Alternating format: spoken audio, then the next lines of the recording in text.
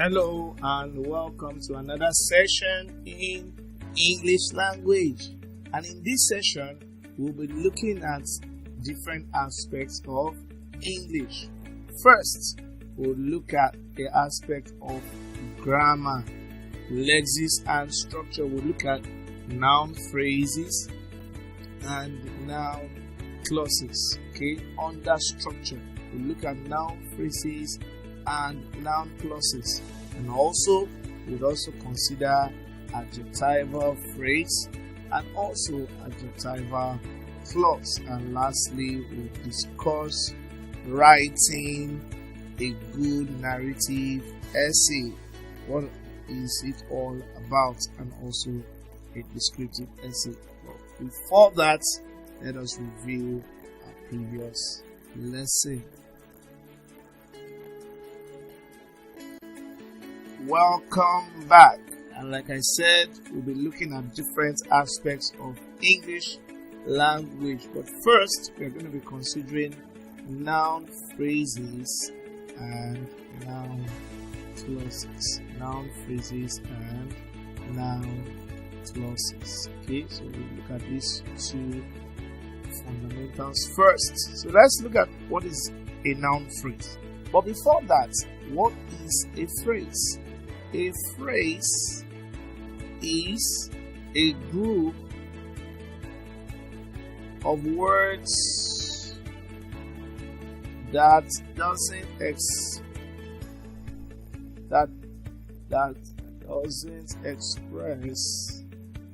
a complete, that does not express a complete thought. A complete thought. That's what a phrase is. It doesn't express a complete thought, idea, or sense. Okay? Doesn't express a complete thought, idea, or sense. So that's what a phrase is. A phrase is a group of words that does not express a complete thought, idea, or sense. So if this will make a whole lot of sense to you, then if you add the word noun phrase, a noun phrase is a type of phrase which performs the function of a noun. I repeat, a noun phrase is a phrase which performs the function of a noun. That is, the main word or the heard word is a noun or pronoun. For instance, the big ugly girl. Okay, the big ugly girl. Those are examples of the noun phrase. A fat bank account. The man outside. Who is the man outside? What do we have in the fact? But what makes a fat bank account? Who is the big ugly girl? Who is the man from the moon? So these are questions. So if you look at all these expressions on the line, you will discover that they do not make a complete sense. They don't express a complete thought. They don't convey a complete idea. So that's what we are saying. A noun phrase is a type of phrase whose main word is a noun or pronoun, but don't forget, it does not make a complete thought, idea, or convey a complete message. So let's look at the functions of a noun phrase. Remember, I said a noun phrase behaves like a noun. It performs the same functions as that of what? A noun. For instance, we have the big ugly girl. The big ugly girl is quarrelsome. But if I say the big girl, what happens to the big girl? Who is the big girl? What do I have to know about the big girl? But if you look at the case, that is what this expression is occupying, what you call the subject in a sentence. That is, the subject tells us who performed, or gives us information about, or gives us a complete idea of the subject in a sentence. Okay, so the subject is what is being spoken about. Who are we talking about here? who performed the action. Most times, is that who performed the action or what is being spoken about. For instance, if I just tell you she's quarrelsome, who is quarrelsome? The big girl is quarrelsome. There are different girls, but there is a particular girl I'm talking about here. The big girl is quarrelsome. If I say the poor suffer a lot, that's another. So if I just say they suffer a lot, who suffers a lot? So most of the time, the subject of the sentence answers the question who or what. Who or what? Who is quarrelsome? The big girl. Who suffers a lot? The poor. Okay, so if I'm going to identify the subject in a sentence, I ask the question who or what. I'll give another example. Reading books gives us knowledge. Reading books gives us knowledge. Now, if you look at this example, you'll notice that reading books is the expression. That's the noun phrase. Reading books. If I just tell you reading books, what happens to reading books? What is reading books?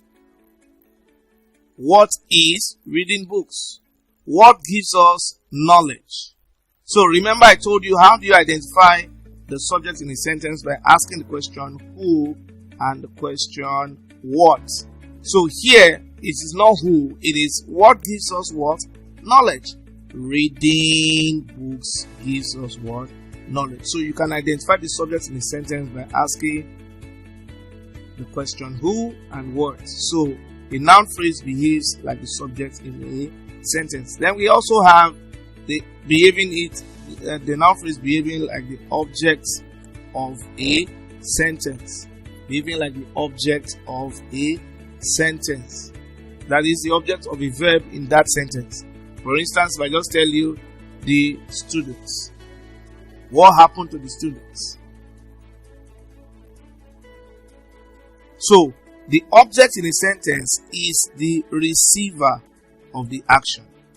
I will take that again. The object of a sentence, of a verb rather, is the receiver of the action. So, who receives the action? Who received the praise? The students. Okay, so the officer praised the students. Who did the officer praise? The students. So you ask also the question who in identifying the object, or whom. Sometimes also you ask the question what. Okay, so these are questions you ask, alright, when trying to identify the object of a verb. That is, who received the action? Who received the praise? The students. Who did the officer praise? The students. I bought my friend a present. Okay, I bought my friend a present. Now, my friend here is an expression, but I'll just tell you something like my friend. Remember that we said previously that noun phrases cannot convey a complete idea.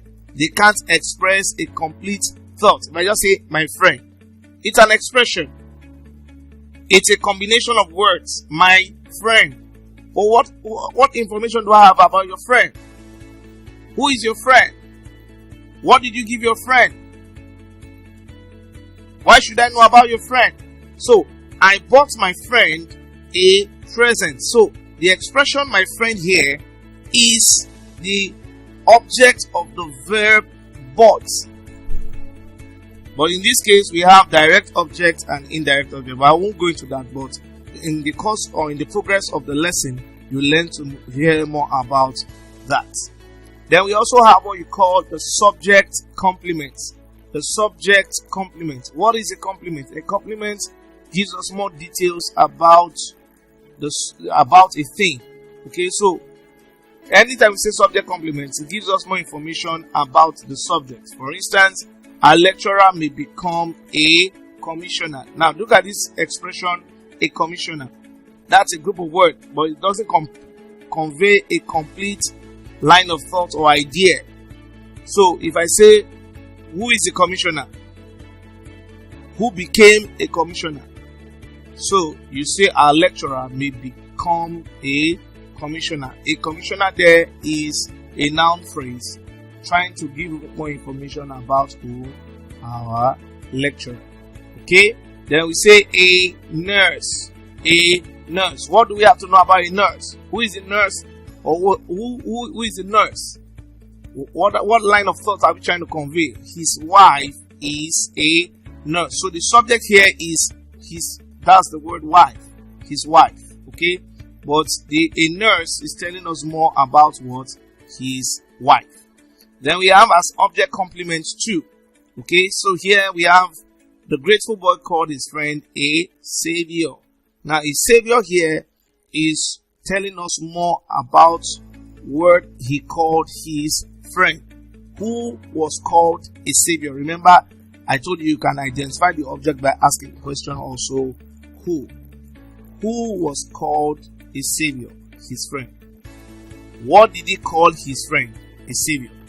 Okay, so we also have as a complement of the preposition. For instance, the expression the brilliant idea.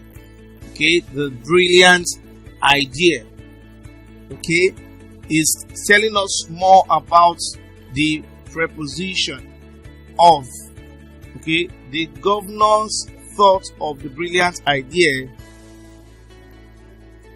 when choosing his cabinet. He thought of the brilliant lawyer when choosing his cabinet. The thief hid the gun. Where did he hide the gun?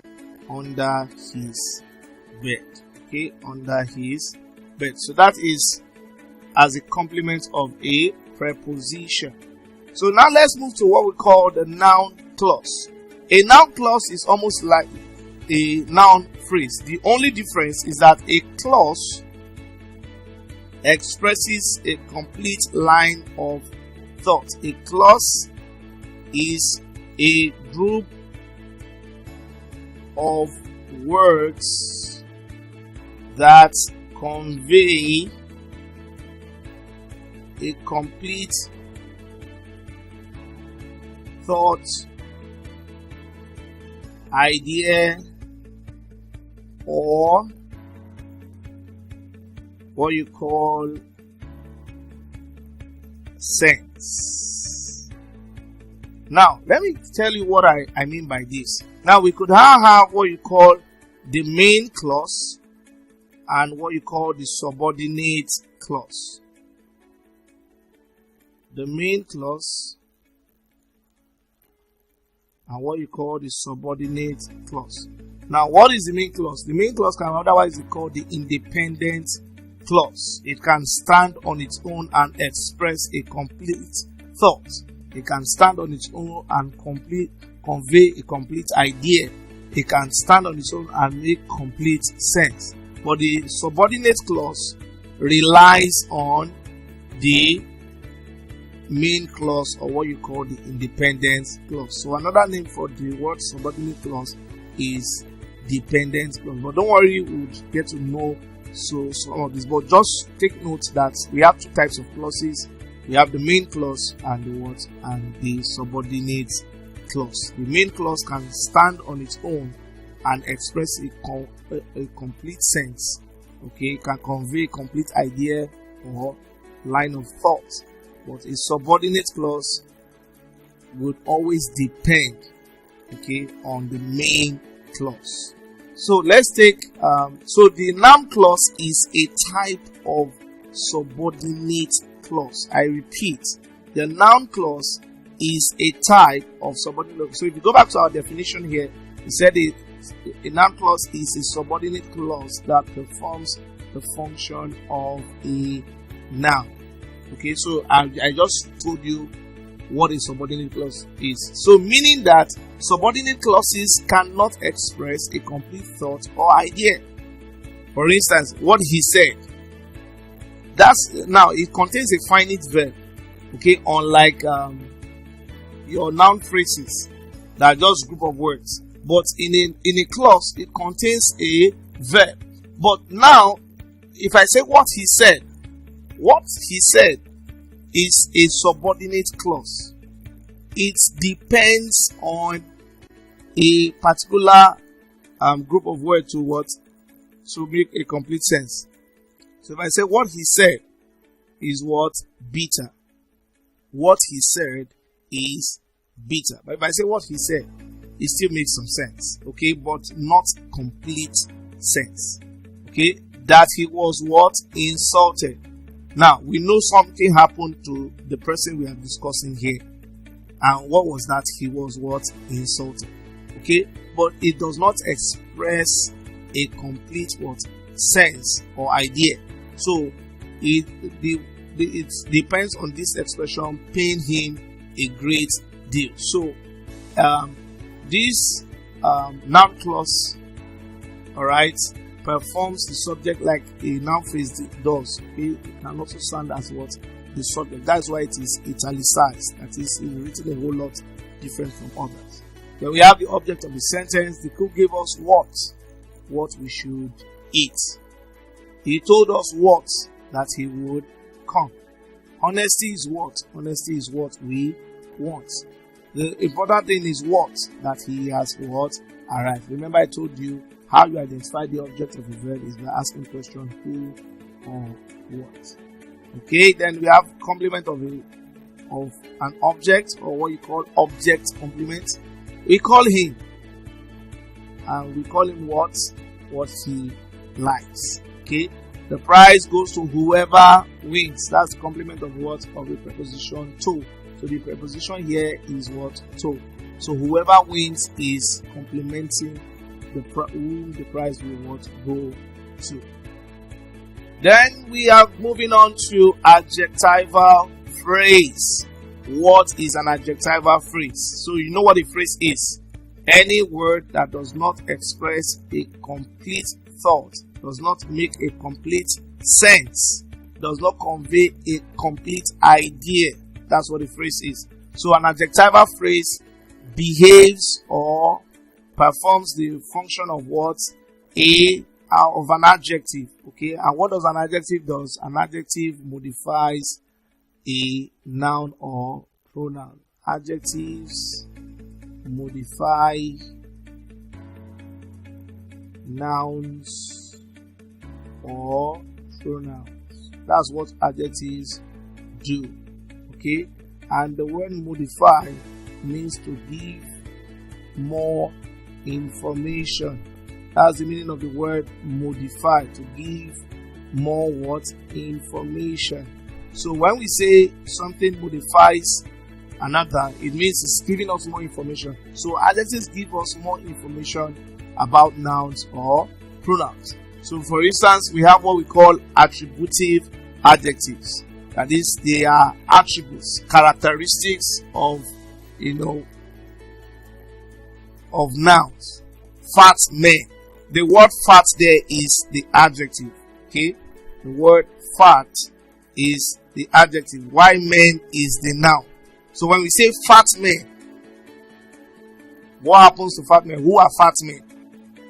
Okay? So we now say fat men seldom run fast. Fat men seldom run fast. So if I'm asked that expression fat men, what is it? It's an adjectival phrase. The slim lady. The slim lady. Who is the slim lady? Who is she to you? The slim lady is my wife. The slim lady is what? My wife. So if you see a fat lady, would you call her my wife? No. Because I already told you, I already gave you more information. Remember, adjectives modify nouns. Okay? It's telling us more about nouns or pronouns. Those questions are stupid, or those questions are tough. Now, the word tough there is a predicative adjective. Okay, so the word tough is a predicative adjective. Okay, the word stupid, alright, is a predicative adjective. Okay, then we have post modifiers. Okay, with a brown car is my classmate. Okay, that's the post modifier. The rich are unusually, so these expressions written in italics are examples of what you call adjectival phrase. The rich. What happened to what? The rich. Okay, so that's that. Then we have also adjectival clause. You know what a clause is? A clause is a group of words that contains a finite verb which expresses a complete thought, idea, or meaning or sense. Okay, so while an adjectival clause, like I told you, we have two types of clauses: main clause and what subordinate clause. So an adjectival clause also is a type of clause. So don't forget, what are the types of clauses we have? We have what you call the noun clause. Usually we have what you call the adjectival clause, and we have what we call the adverbial clause. So there are three types of subordinate clauses. We have the noun clause, we have the adjectival clause, and we have the adverbial clause. So an adjectival clause is a type of subordinate word clause, and we say what? It performs the function of what? An adjective. That is, it gives us more information, okay, about a noun or pronoun. For instance, who came here is an adjectival clause. Okay, so it's telling us more about who came here. Who came here? The man. What is it telling us about the man? That he is what? A teacher. Okay, we also have which has been renovated.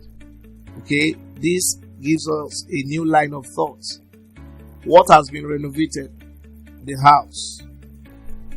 Okay, it was he. What did he do? He slapped me. Okay, he slapped me. Okay, so who slapped me is giving us more information about this pronoun he. Okay, then we have whose car was stolen. So this information or expression is telling us about the lady. Okay, so there are numerous examples like that. So with our constant practice, we will see that the three types of subordinate clauses that we have are noun clause, adjectival clause, and adverbial clause. So we are moving on to writing, narrative, essay.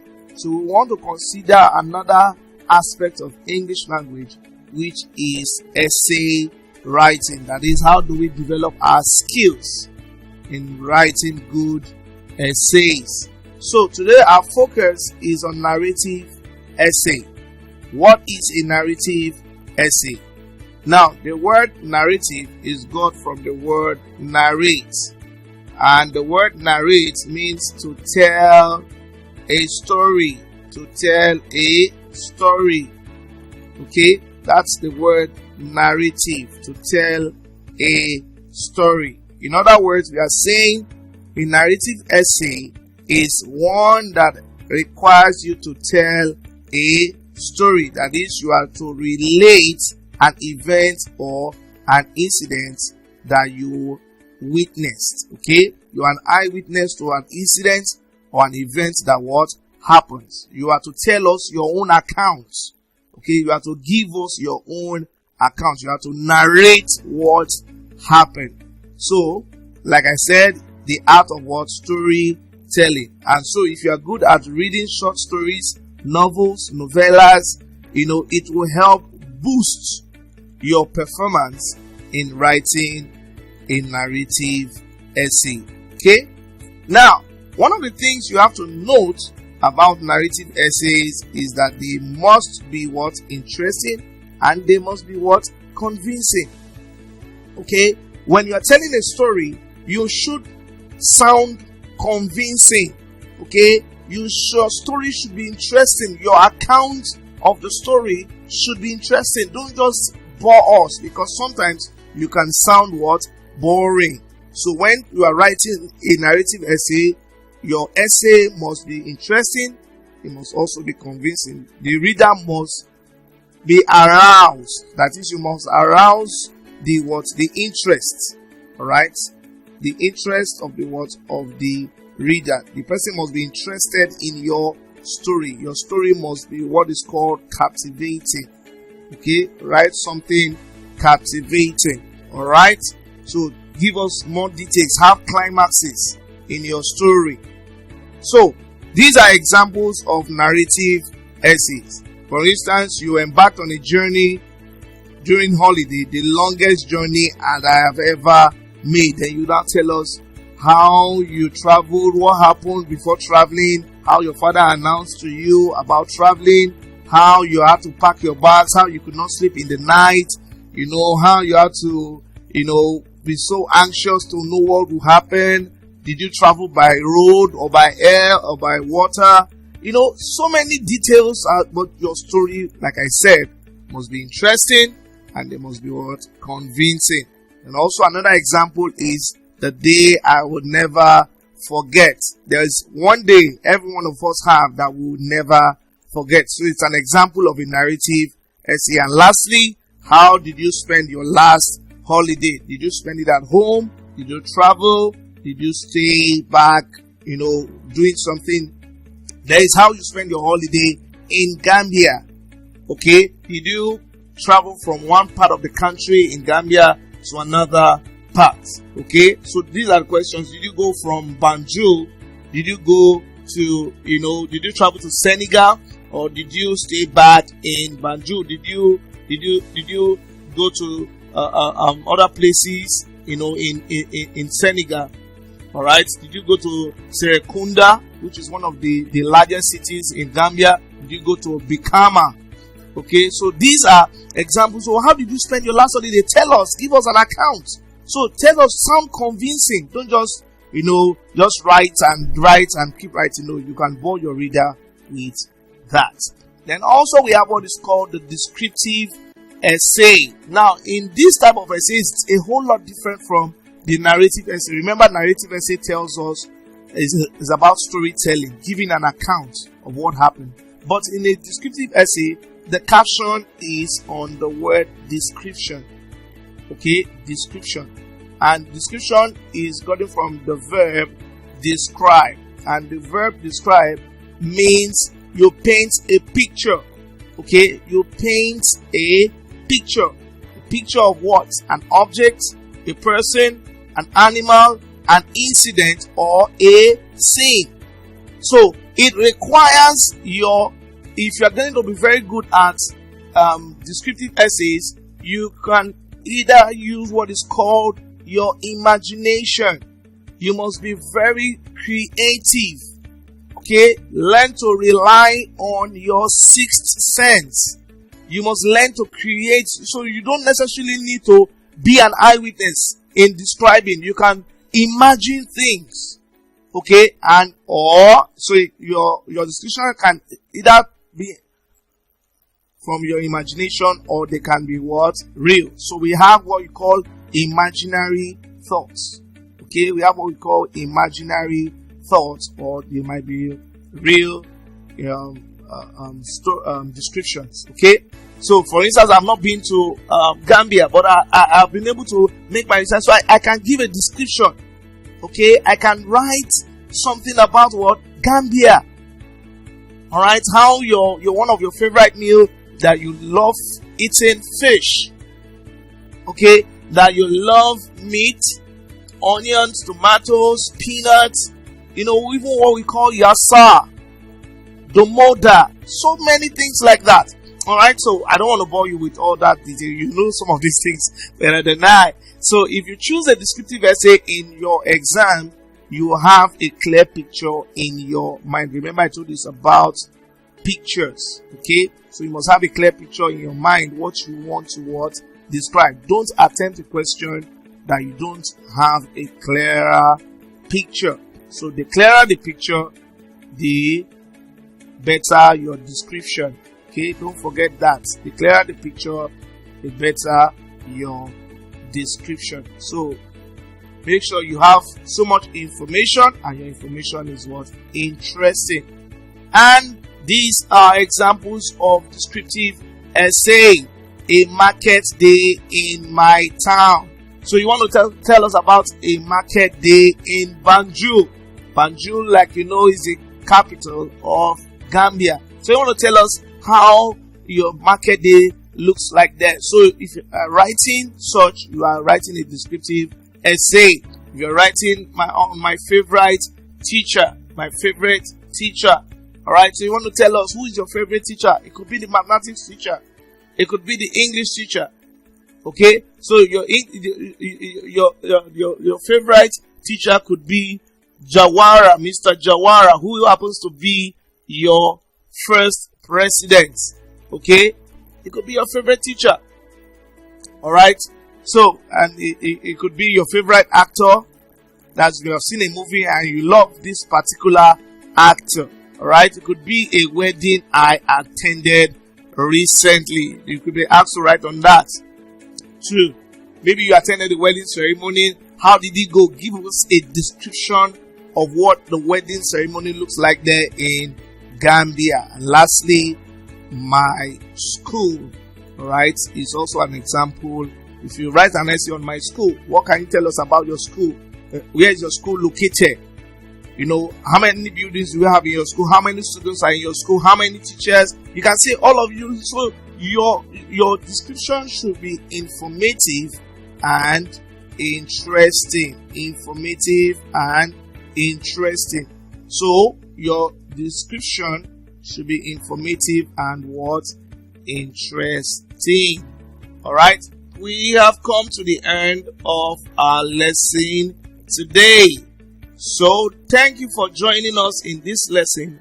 To refresh and recall all that was taught in today's lesson, I would love you to take the test that will appear on your screen.